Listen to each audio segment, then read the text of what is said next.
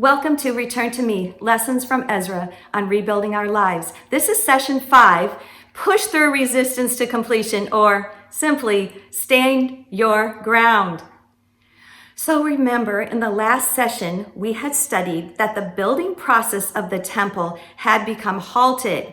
Because the people were under pressures from enemies, they became discouraged. And then they became distracted, and they started to focus more on their own lives, their own homes, their own jobs, instead of the work of the Lord. They found, though, that they had become impoverished, and the harder they worked, the less they were able to bear fruit. So God sent them help in Haggai and Zechariah, and these words stirred them up to the rebuilding again. Now, maybe that's happening to you too. I know I was doing a lot of good things, running around doing a lot of good things, but I wasn't necessarily doing God's best. God wants us to do what He wants done, not what we think might just sound good. So He did stir up their hearts, and I bet you He's stirring up your heart too, to completely and fully follow Him again. Well, you can imagine this just really riled the enemy up again. Remember that scathing letter that was sent filled with lies that they wrote before?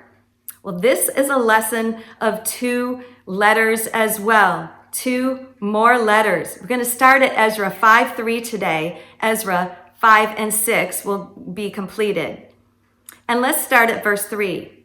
At the same time, Tattenai, the governor of the region beyond the river, and Shethar-Bozni and their companions came to them and spoke thus to them. Who has commanded you to build this temple and finish this wall? Then accordingly, we told them the names of the men who were constructing this building. But the eye of their God was upon the elders of the Jews, so they could not make them cease until a report had gone to King Darius.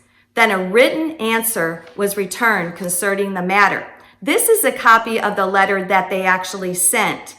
It is in your text right here from verse 7 to 17. I'm going to let you read that on your own, but I'm going to paraphrase it for you.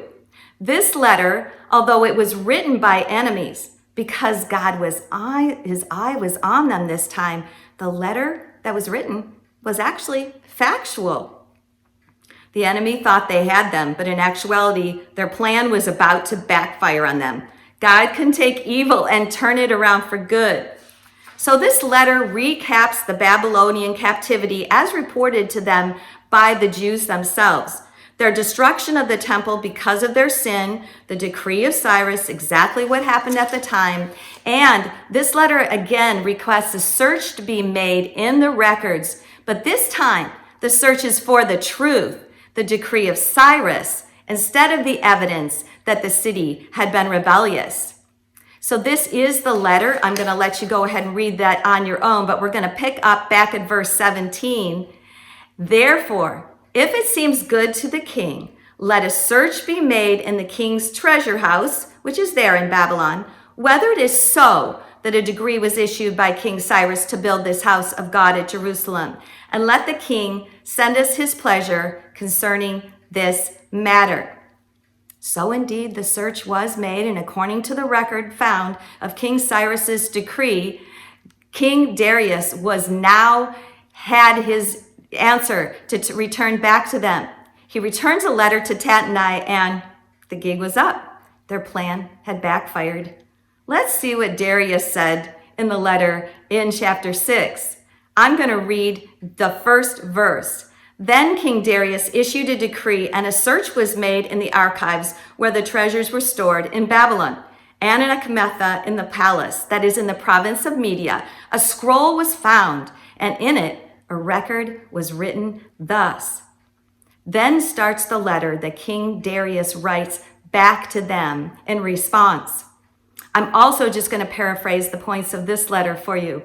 Yes, Cyrus did order the temple rebuilt, and he actually quotes from the original scroll. Yes, the expenses were paid by the king. Yes, gold and silver articles were returned that were from the original temple. And so he gives directions to Tattenai, the governor. Stay away. Let the work be done by the governor of the Jews and the elders. Taxes from the region are to be given to them for expenses immediately. How about this? Boy, did this create a turn of events for them. So not only were they going to be allowed to build, but now they were going to be financed. Oh my, provide animals for the daily sacrifice. They are to do this and pray for the king and his sons. So this is what it says below if you do not do this. And verse 11, also, I issue a decree that whoever alters this edict, let a timber be pulled from his house and erected, and let him be hanged on it, and let his house be made a refuse heap because of this.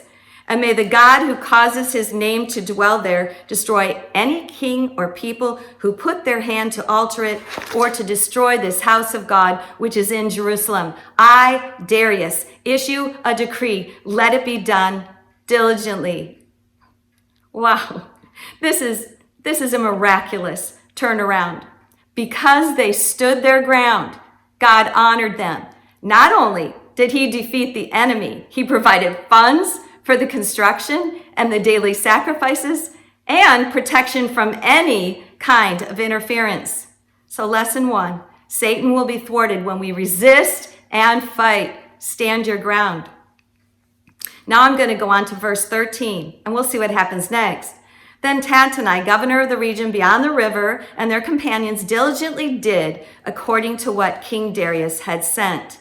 So the elders of the Jews built, and they prospered through the prophesying of Haggai the prophet and Zechariah the son of Iddo.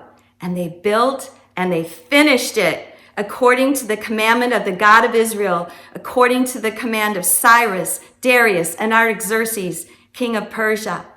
Now the temple was finished on the 3rd day of the month of Adar, which was in the 6th year of the reign of King Darius. Then the children of Israel, the priests, and the Levites and the rest of the descendants of the captivity celebrated the dedication of this house with joy. You can imagine the joy that was in their hearts. They offered sacrifices at the dedication. It goes on to tell about the rest of the things they did with the sacrifices and putting the Levites back in their division and getting the temple worship completely set up again. So let's take a look at some of the things that were in this text. First of all, the temple was finished about 4 years later. So they didn't have any resistance. They were able to have all the resources they needed, and it was completed. They celebrated with joy. God had intervened, and they completed the temple. So here's another lesson, lesson 2. When we stand our ground and ask God to intervene in his way and in his timing, he will. This next section from 19 on tells a little bit how they then went on to celebrate the Passover. They followed everything according to the Torah. They set everything up right, and they celebrated with joy. It says that the Lord had made them joyful and turned the heart of the king to them to strengthen their hands in the work of the house of God, the God of Israel. Note here, God made them joyful. Let's pray this, that the Lord will make us joyful. We have to celebrate our completion, but we also have to celebrate our wins along the way. The smallest goals of progress toward rebuilding our temples, we must celebrate, and we have to stand our ground. I'd like you to watch a supplemental video I'm going to make to go with this lesson about how I celebrated my wins when rebuilding my temples. Don't miss this. It's going to be in the building blocks video for this lesson. The scriptures, the questions, this project, and all these things are there. So don't forget to watch that as well. In the next session, Ezra himself arrives in Jerusalem. It will be our final session. Don't miss it.